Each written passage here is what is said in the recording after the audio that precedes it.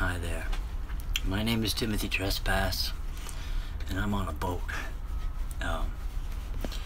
I'd just like to say that I made it home alive. It really shouldn't be quite such an adventure to simply motor home from Port Washington, Long Island to Brooklyn.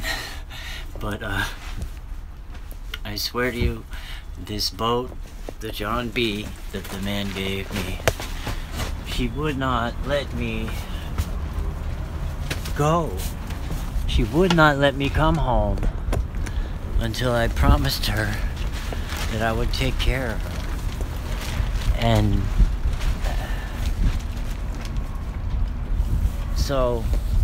just getting here, you cannot imagine the adventure. Simply going through Hell's Gate under the Throg's Neck and down the East River is. There's a few places there where there's some seriously high water and wind, like just in these little areas. And I'm tossing and turning and I'm holding on for dear life. And little motor is jumping out of the water. I'm like, oh my goodness. Oh wow. So I made it.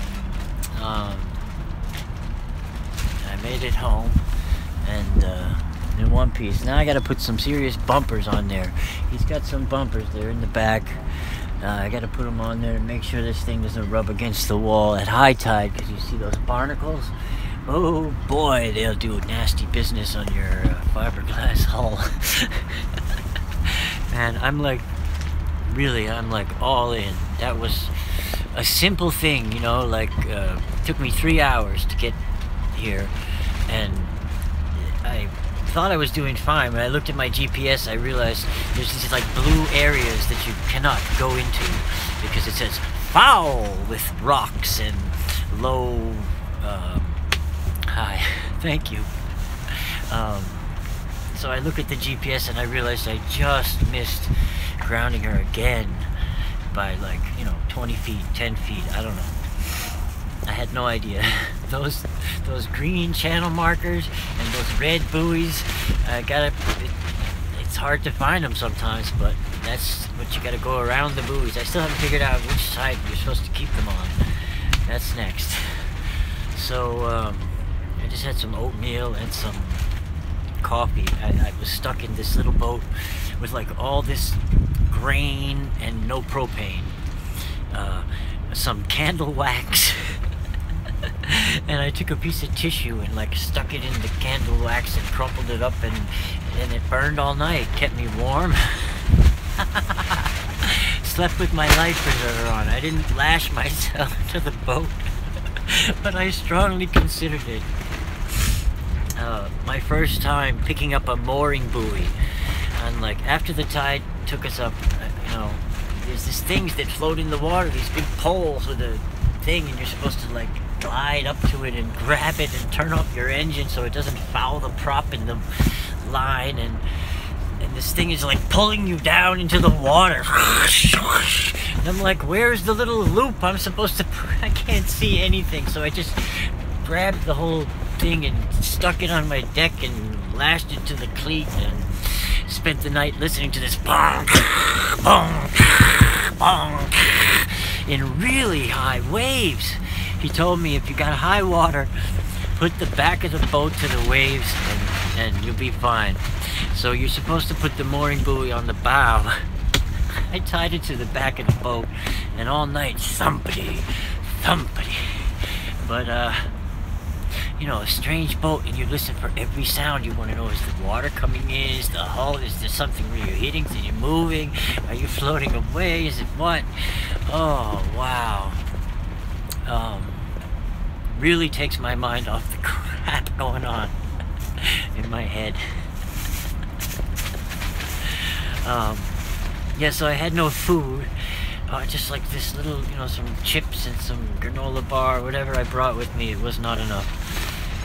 Plenty of water, and I brought all this stuff with me thinking, well, just in case I get stuck there, I better bring all these things. And sure enough, the boat would not let me go. Till the morning. And the sun came up. So, that engine is funny, man. This engine, you just push the button and it goes, and I'm like, well, what happens if it doesn't work? I don't know. That one, it's like got a thing inside that spins around and you're supposed to pull this thing, and if that breaks you can wrap a thing around. It's like gotta be as old as me, but once it gets started you better put your finger in there underneath the spinning whatever and make it go. But it got me here. He said, hey, it got me down the Erie Canal. So when I got home I realized this man was a maniac. He was very calm and very thoughtful and very, so I guess that calm constitution is me. I'm like,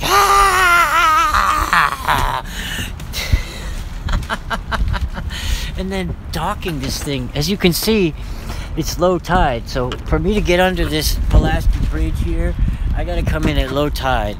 Like, I don't have to wait till exactly low tide, but I'm just getting used to how low you can look at the rocks and see the black stuff and know how low can you go before your mast hits them. Anyway, and so I come in the other way around, but as you see, you can't just jump off the boat onto the concrete and tie up your thing. So I'm like, so I had to throw the rope on there, jump from, crash one boat into the other as slow as I possibly could. Never go faster than you want to hit something. Jump off of that boat onto this boat, run all the way across over to that thing, jump, climb up the rope, run back, grab the rope before the boat floats away. I'm like, I am not gonna lose this boat, and I'm like pulling on this 7,000-pound boat. So it spins around in the wind. Now its ass is facing me, and fine. Okay. And so I tied up one, and then I figured out I could climb up the rope now onto the, pull myself up, and it's like life or death at every moment, and I'm just loving it. It's really better than laying in my room staring at the ceiling going, when is this gonna be over? Being scared out of my mind on this roller coaster. Like, literally, this boat is jumping out of the water. That boat. And the engine's, and you can't control it. So I'm going sideways now, and people are looking at me, the only other people in the, because this current is, wow. That is better than any amusement park.